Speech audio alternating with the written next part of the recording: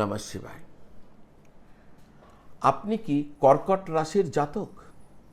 তাহলে 29শে মার্চ 2026 তারিখের পর থেকে যে সময়টি আছে আগামী 8 মাস আপনাদের জন্য অত্যন্ত গুরুত্বপূর্ণ হয়ে উঠতে চলেছে। গত 1.5 বছরে কেতু মহারাজ আপনার ধন সম্পদের ঘর অর্থাৎ দ্বিতীয় ঘরে অবস্থান করে আর্থিক স্থিতিশীলতাকে যেভাবে নষ্ট করেছেন, ব্যাংক ব্যালেন্সে যেভাবে টান ফেলে দিয়েছেন, এখন সেই দিন কিন্তু এবার শেষ হতে চলেছে। দীর্ঘ 18 বছর পর এমন এক পরিস্থিতি হয়েছে, দেখুন কেতু যেখানে এসছে সেই যে কক্ষ, সেই কক্ষে অর্থাৎ যে ভাব, যে ঘর, সেই কালপুরুষ কুণ্ডলীতে যে ঘরে প্রবেশ করছেন সেই ঘরে তিনি শক্তিশালী, কিন্তু তার শক্তি দেখাতে পারেননি। কেন? তিনি নিজের নক্ষত্রে ছিলেন না। এবার তিনি নিজের নক্ষত্রে অর্থাৎ মঘা নক্ষত্রে প্রবেশ করেছেন। ফলে আগামী 8 মাস আপনাদের জীবনে, আপনারা যারা কর্কট রাশির মানুষজন আছেন, আপনাদের জীবনে বড় বড় পরিবর্তন নিয়ে আসতে চলেছেন এই কেতু মহারাজ। কি আনতে চলেছেন নিশ্চয়ই বলবো, কিন্তু তার আগে আপনারা যারা জ্যোতিষ সম্বন্ধীয় যে কোনো জিজ্ঞাসার উত্তর খুঁজে বেড়াচ্ছেন, জ্যোতিষ পণ্ডিত ব্যক্তিকে জন্মপত্রিকা দেখাতে চাইছেন বা করাতে চাইছেন, বা কোনো সমস্যা রয়েছে তার জ্যোতিষ প্রতিকার কি, প্রতিবিধান কি, এগুলো জানতে চাইছেন, তাহলে এই স্ক্রিনের নিচে যে নাম্বার দেওয়া আছে 9830564500, এই নাম্বারে ফোন করে বা হোয়াটসঅ্যাপ করে যোগাযোগ করলে আমার অফিস থেকে বলে দেবে কিভাবে আপনি বাড়িতে বসে, আপনার বাড়িতে বসে ভিডিও কল দ্বারা অর্থাৎ অনলাইন পদ্ধতির মাধ্যমে, বা যদি মনে করেন না সরাসরি এসে দেখা করব, তাহলে কোন চেম্বারে কবে কোথায় পাওয়া যাবে এই সমস্ত কিছু জানার জন্য যদি ওই নাম্বারে ফোন করেন বা হোয়াটসঅ্যাপ করেন, আমার অফিস থেকে আপনাদের জানিয়ে দেবে এবং বুঝিয়ে দেবে। যদি আপনার জ্যোতিষগত কোনো প্রশ্নের উত্তর আপনি যথাযথভাবে জানতে চাইছেন, বিভ্রান্ত না হয়ে, আপনি অনেক বলেছে এটা, ও বলেছে এটা, একদম পুরো আপনি বিভ্রান্ত হয়ে গেছেন, যদি মনে হয় যে একবার সঠিক পরামর্শের প্রয়োজন, তাহলে ফোন করে নেবেন বা হোয়াটসঅ্যাপ করে নেবেন। আজকের আলোচনা প্রবেশ করছি। আজকের আলোচনায় তো কর্কট রাশি আগামী 8 মাস কিরকম কি হতে চলেছে। এই 8 মাস না আপনাকে আকাশ থেকে মাটিতে, মানে একদম আপনাকে মাটি থেকে আকাশে তুলে দিতে পারে, জমি থেকে একদম সিতারা তুলে দিতে পারে, এই ক্ষমতা রয়েছে কেতু মহারাজের। গত 1.5 বছর ধরে আপনার সঞ্চয় যেভাবে খরচ হয়ে যাচ্ছিল, এবার তা স্থিতিশীল হয়ে যাবে, ব্যাংক ব্যালেন্স বাড়তে শুরু করবে, আটকে থাকা টাকা উদ্ধার করার জন্য এটা সেরা সময়। একটু চেষ্টা করলেই পাওনা টাকা আপনি ফেরত পেয়ে যাবেন। চেষ্টা করতে হবে, কেউ তার বাড়ি বসে এমনি এমনি দিয়ে যাবে না, একটু চেষ্টা করতে হবে। পরিবারের লোকদের কাছ থেকে এতদিন যে অবহেলা, যে নিরাশা পাচ্ছিলেন, তা কিন্তু দূর হয়ে যাবে।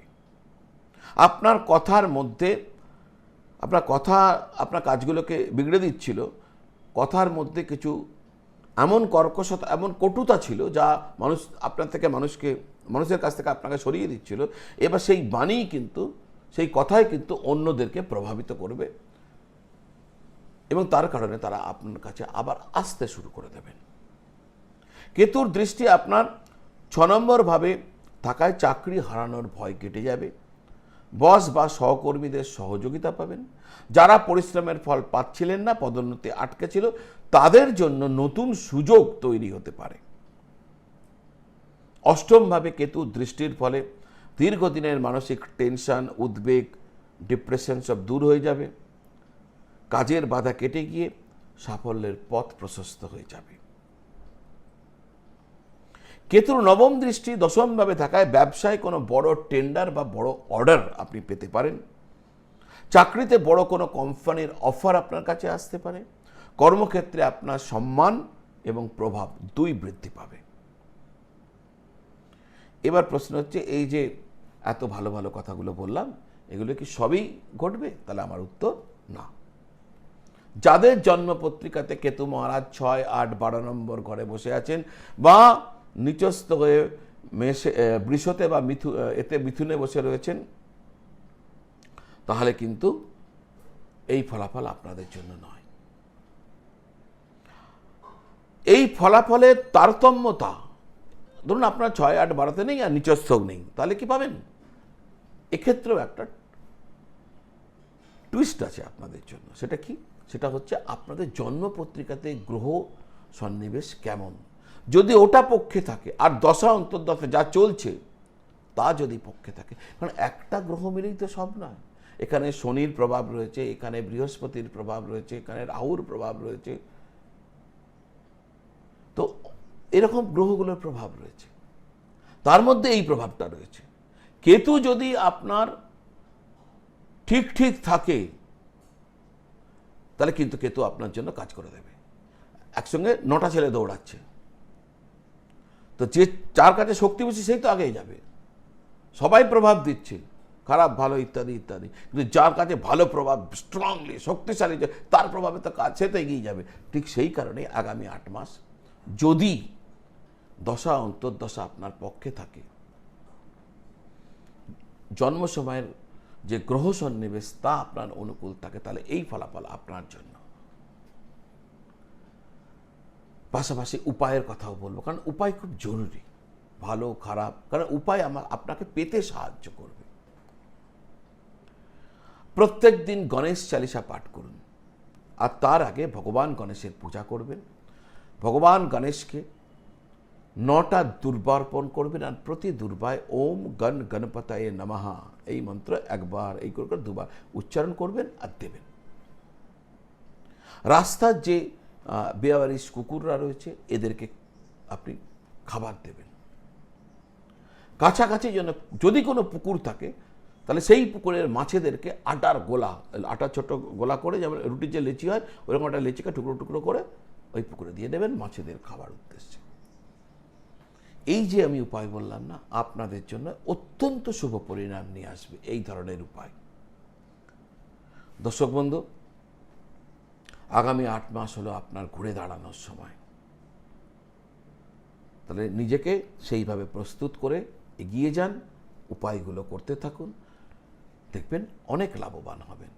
এই ধরনের ভিডিও পেতে যদি আমার চ্যানেলটি এখনও সাবস্ক্রাইব আপনি করেননি, আমার বিনম্র নিবেদন চ্যানেলটি সাবস্ক্রাইব করে বেল আইকন প্রেস করে দেবেন। একটা লাইক আপনাকে করতে বলবো, আর যদি আমার মনে হয় আমার উপস্থাপনা ভালো লেগেছে তাহলে শেয়ারও করে দেবেন, যাতে বহু মানুষ জানতে পারে। দর্শক বন্ধু, আপনারা সকলে ভালো থাকুন আর সকলকে ভালো রাখুন। আমি অন্তিমে এসে আপনাদের সকলের জন্য হর হর মহাদেব আমি বলছি, আপনি লিখবেন জয় শিব শঙ্কর। এই যে দুজনে মিলে এই যে কাজ করলাম, আমরা একটা ভিডিও দেখলাম জ্যোতিষ আধ্যাত্মিকতার একটি অঙ্গ। তো আমরা এতক্ষণ যারা দেখেছেন তাদের জন্য, পুরোটা দেখেছেন আপনারা, তাহলে আমি বলবো হর হর মহাদেব। আপনি লিখুন কমেন্টে জয় শিব শঙ্কর। সকলে ভালো থাকুন। নমঃ শিবায়।